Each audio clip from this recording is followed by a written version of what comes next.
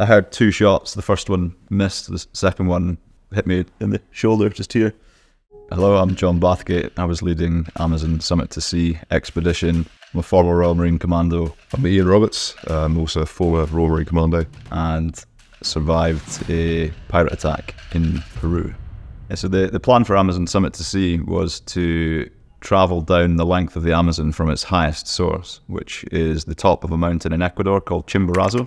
It's an extinct volcano. It's the highest mountain in Ecuador. The top of it is the furthest point on the surface of the Earth from the Earth's centre. And nobody had yet connected those 2 dots, and we wanted to be the first team to travel that journey. Roughly 5,128 kilometres, I think. That's not even rough, that's exact. It's exact. A lot of the time we're sort of inundated with emails and modern life, and I think we struggle with it sometimes. I think a lot of guys and girls do. And being out in the wilderness is hugely important to both of us. At a time just to be able to not have that connection to, electricity, essentially, social media and all that sort of thing. Basically, the hardship that you go through to complete the challenge expedition is just great for your mind, because it just alleviates anything in your head that could, that's just not important, I guess. Inspiration for Amazon Summit to Sea was my father. He was leading an expedition in Peru in 1968 to climb a face of Nevada Hondoy, and on that trip he discovered the story about Chimborazo being the highest source, and he thought as a climber it would be great to follow the river from its highest source, and he never got around to that. 2 years ago, as I was leaving the Marines, he kind of recognised that I needed a next project, and he presented the idea of it to me, and since then I was planning it for 2 years, mapped it, and got Ian and my brother and some other friends on board. It's a big sacrifice for somebody to give up 7 months of their life not earning. So I was fortunate that Ian was in a position that he could come along, and also his skill set, never mind us being good friends, his skill set was ideal for in order to complete the expedition successfully. So I'm glad you said yes, mate. Yeah. Well, we set out and tried to get it done, and didn't quite work out to plan. But no, the fatal email you sent me to drag me down the Amazon. Yeah. No, I was happy to go. It just looked like an awesome challenge and something to really look forward to.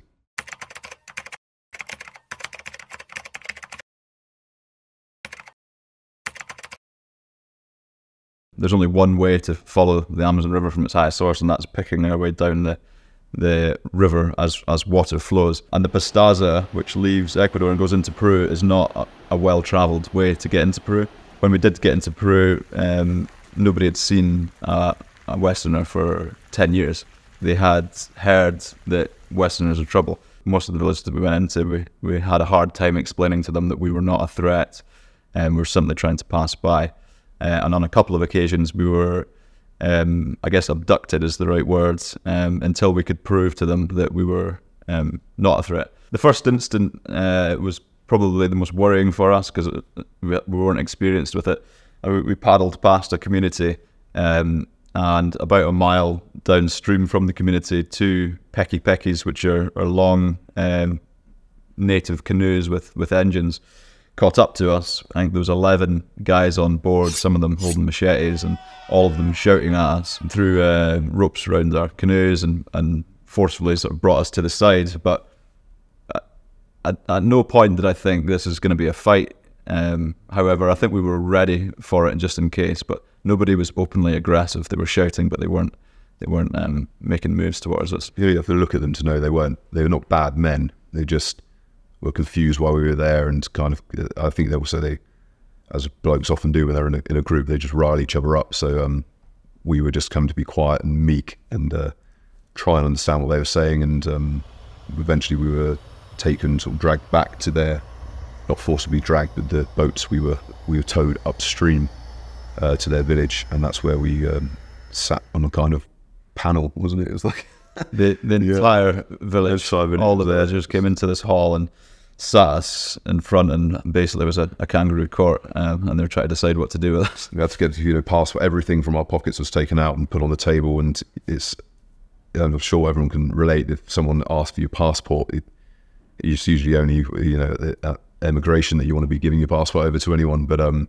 they're like, "Oh, give us your passports," and there's nothing we could do. We just kind of had to just sit there and wait to see what they were going to do with us. But they weren't nasty. They're just confused, and then just get a bit angry because of their confusion as to what we're doing there. And the last Westerner they had seen was 10 years before, and some doctor was on a program out there. They have rumours, which we're not sure if these rumours are based on something truthfully happening, or possibly it's just a rumour from a movie, or who knows. But they associate Westerners with people that are going to steal their children's organs. It is frustrating because they genuinely believe that.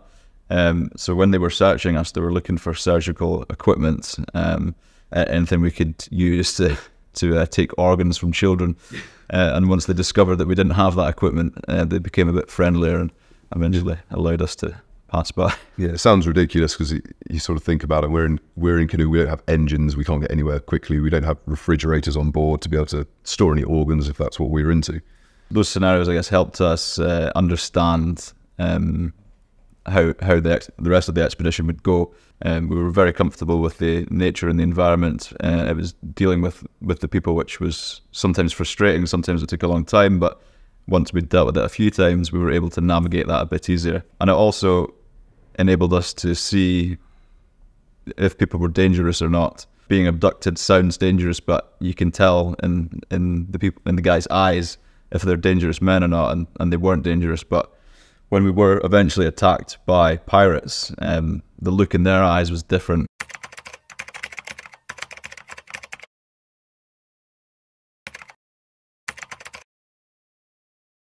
At 5 a.m. on the 30th, we woke up in Pebas, which is a village about 4 days paddle downstream from Iquitos. Packed up our hammocks and got on the water. About 2.5 hours into the day's paddling, we heard there's a lot of boats and traffic on the river near Pebas, but further down the river there was a lot less traffic. And we heard an engine approaching us from the rear. The river's about 2 kilometers wide here, so anyone looking to pass by would have probably been off to the side of us, but this guy was right on our stern. Came in, stopped, came in a bit closer, stopped, and then eventually came alongside us. You know, there was no reason for him to be there. He wasn't asking us for things. He wasn't offering us anything. He was just kind of checking us out, trying to see if we were armed, and trying to see if we were worth robbing. And after about 5 minutes, he decided that we were worth robbing, and he pulled out a 9mm pistol. He didn't talk much at all. Yeah, he had that just look of, it's just a malevolent look in his eyes. It's quite a unique experience to see someone's face when they know they're going to pull a pistol out to try and potentially kill us.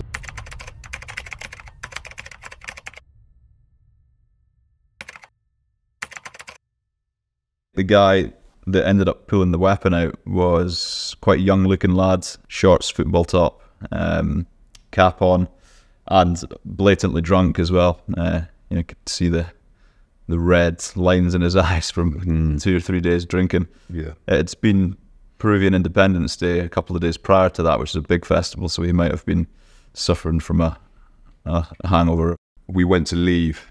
We were like, okay, cool. We're Vamanos, we're going, kind of, and that's when he grabbed the line on our boat, which really irritates me because I just can't stand it when someone else grabs a rope on your boat. It's kind of it's almost like pulling your tail. He was kind of directioning for us to go off down basically the left side of an island, which wasn't the main flow. It wasn't the main flow, but it's still probably twice as big as the Thames. And as he was sort of gesturing to do that, I think we both sort of understood what this was.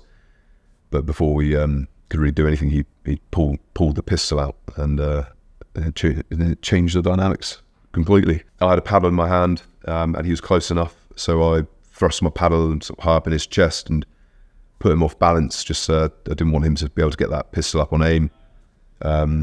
We'd kind of discussed before, the two of us were pretty comfortable in the water, quite good swimmers, and we thought one of the only ways we can really take on an amount men in a canoe is to capsize them and then play kind of king of the castle with the underwater, essentially. So I sort of went for that and dove in and came up on the other side. When I saw that, I basically jumped onto their boat to try and wrestle the weapon off of him. I heard 2 shots. The first one missed. The second one hit me in the shoulder, just here. And then the next thing I knew, I was in the water. So I must have either fallen or jumped out of the boat at that point. And then I remember being under their boat, thinking, which side should I come up on? Assuming that when I do come up, the guy's just pop one in my head, because he'd got the high ground and the weapon at that point. Ian had already surfaced, and he was in the process of capsizing their boat and kind of wrestling with the gunman. As soon as I saw that, I just kind of grabbed the gunman and pushed him under, essentially just trying to drown him. Brilliant move. Johnny came up like a blinking shark and just dragged him under. Their canoe had completely filled with water and was kind of going over. The guy on the engine had just flown in, fell straight into the water. And I was having a bit of a wrestle with the gunman holding his gun arm from a bit of a precarious position, trying to keep it away from my face and center of mass. So but as that was going over, luckily John surfaced and just plunged this guy straight underwater. Solved the problem for me quite nicely.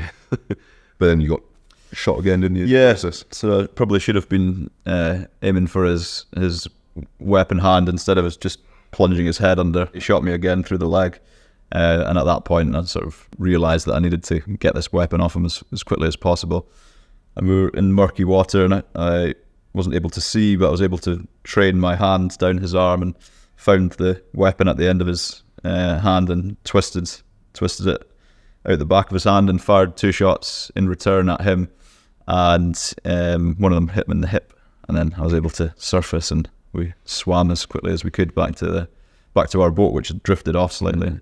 When John had done his thing underwater and sort of amazingly disarmed him, I didn't even realise John had a weapon at that point, and saw the guy, the gunman, clamber onto the underside of his canoe.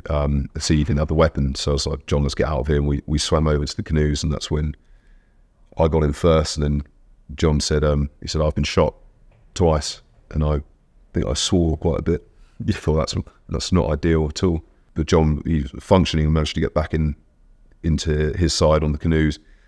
And then he said, oh, I've got the pistol as well. And I was like, oh, that's good drills. It was a nice feeling to have that weapon, because we weren't sure if there was anyone else inbound. We weren't sure if the community downstream were going to be friendly, if these guys were from that community. So it was good to have that bit of security. Very fortunate that both rounds were pretty much flesh wounds. I was able to function almost fully. The one that went through my shoulder snapped the nerve that goes to my bicep, so my bicep was out of action, but my arm was still working. I was still able to swim, still able to fight, and still able to paddle within reason. As we were paddling away, we kind of looked back, and the last we saw was the 2 lads bailing out their boat. So I think they'd managed to turn it back over, and they were trying to bail it out. They had lost their engine, and one of them had been shot in the hip. So I think he was pretty useless. They drifted away to the other side of the river, and when we got into the village, the villagers found some local police who went and picked up the 2 lads. So those lads were then detained. John was rapid on the getting straight onto Garmin to send the SOS.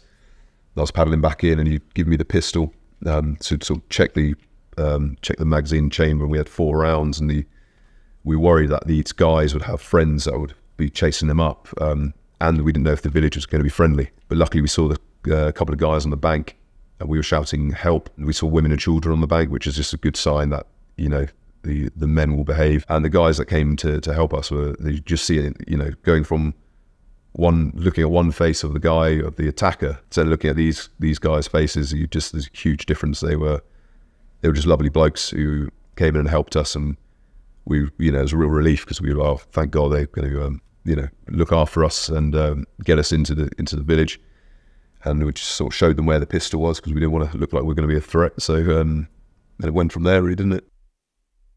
yeah, they sent an armada of support, SEALs, an infirmary boat, like gunboat, and they amazing. ended up taking us back to Iquitos and giving me really good care. So huge thank you to all the lads from the Peruvian Navy. The round that I took in the leg, I took underwater, so a lot of the quite dirty Amazon River water followed the bullet into my muscle. So when I got back to Iquitos, the doctor was scooshing some disinfectant water up into the wound and pushing it all out, and then he had to sort of cut around the wounds, get rid of the dead skin, and then stitch them back together. And that was all the treatment I needed for the leg. I was fine. I was able to walk and do everything. But unfortunately, the one that went through my shoulder snapped a nerve that goes to my bicep. So I don't have any feeling in this part of my arm, and I can't move my bicep. But other than that, the arm works well. So once that was highlighted to orthopedics back in Scotland, they got me straight in to plastic surgeons in the Glasgow Royal, and they put me under the knife for most of the working day. Managed to take some nerves out of my calf and then graft them to the damaged area in my shoulder. Unbelievable work from the NHS. So I can't believe people have the abilities to do that kind of thing, and very fortunate that they were able to fix me. And I'll be 6 months of doing physio, and hopefully my bicep will be fully recovered by the end of that.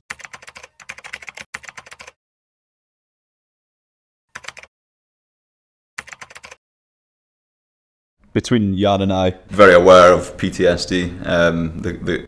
The Marines were very good at highlighting that, particularly after Afghanistan.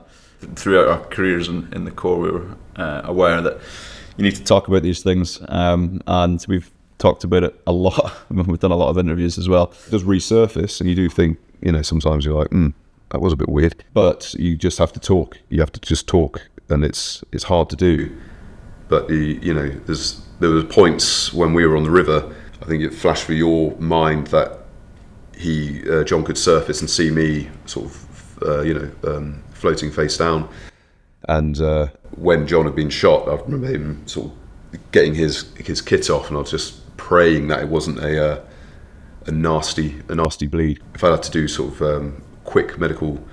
a lot of medical attention to John, we would have drifted past that village, and it was something like 20 kilometres to the next place. We would have been royally screwed if that had been the case. So anything like this, you just have to keep. You basically just got to keep talking about it and kind of get it out there, so it doesn't become something that's closeted and can fester in your mind. You need to keep these things open and clean, and chat to friends and family, and have a bit of a laugh about it, and then crack on.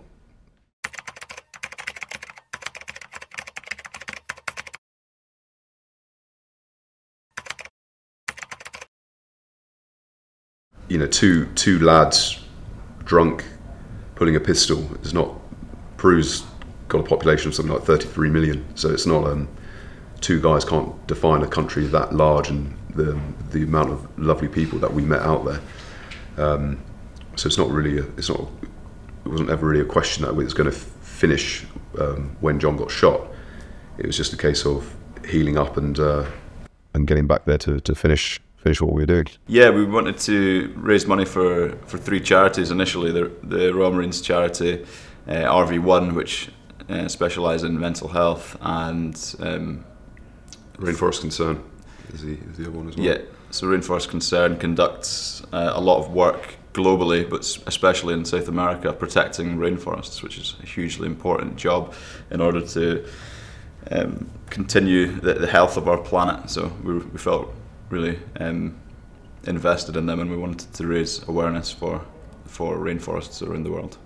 RV1 are a local charity down in Exmouth, and they support ex-serving Royal Marines and the community as a whole, and sort of try and prevent people from taking their lives through sort of stress and PTSD, which is a fantastic charity. So we had them in mind when we're sort of coming down the Amazon and